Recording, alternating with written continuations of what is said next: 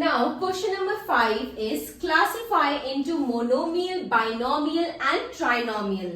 अब हमें ये जो expressions दिए हैं, अब हमें इसमें ये बताना है कि कौन से मोनोमियल है, कौन से बाइनोमियल है एंड कौन से ट्राइनोमियल है.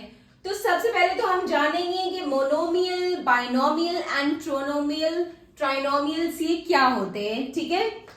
मोनोमियल्स वो होते हैं जिसमें सिर्फ एक टर्म हो. ठीक है. बाइनोमियल वो एक्सप्रेशंस होते हैं जिसमें दो टर्म हो. ट्राइनोमियल्स में तीन टर्म होते हैं. ठीक है. तो अब हम यहां पे देखते हैं कि कौन से मोनोमियल है, कौन से बाइनोमियल है एंड कौन से ट्राइनोमियल है. तो फर्स्ट पार्ट है 4y माइनस 7z. अब यहां पे एक टर्म ये है, एक टर्म ये है, दो टर्म है. तो इट्स मीन कि ये क्या हुआ, बाइनोमियल. ठीक है. Next y square. अब y स्क्वायर है, यहां पे एक ही टर्म है, तो ये हुआ मोनोमियल.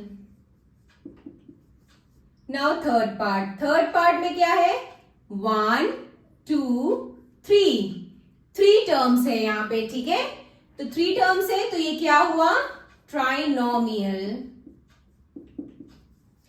देन 100 यहां पे क्या है, 100 एक ही टर्म है, तो ये हुआ monomial. Then A B minus A minus B, तो ये कितना हुआ, एक टर्म, दो टर्म, तीन टर्म. ठीक है. तो ये हुआ trinomial.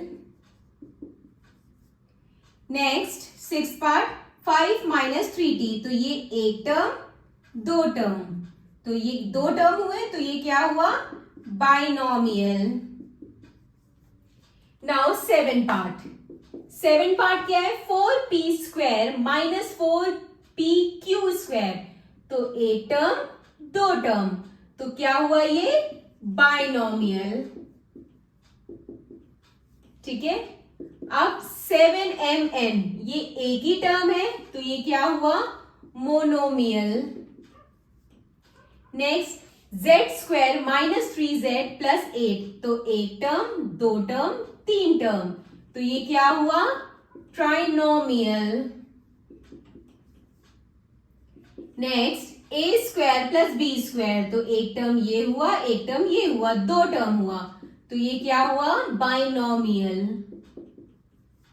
Next z square plus z, तो एक टर्म, दो टर्म, तो ये क्या हुआ, बाइनोमियल.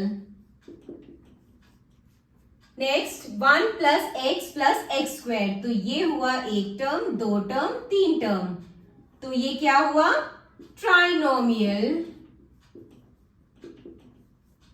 ठीक है. तो इस तरह से हमने बता दिया, क्लासिफाई कर दिया कि कौन से मोनोमियल है, कौन से बाइनोमियल है एंड कौन से ट्राइनोमियल है. तो ये तो बहुत ही सिंपल क्वेश्चन था जिसमें हमने इजीली बता दिया.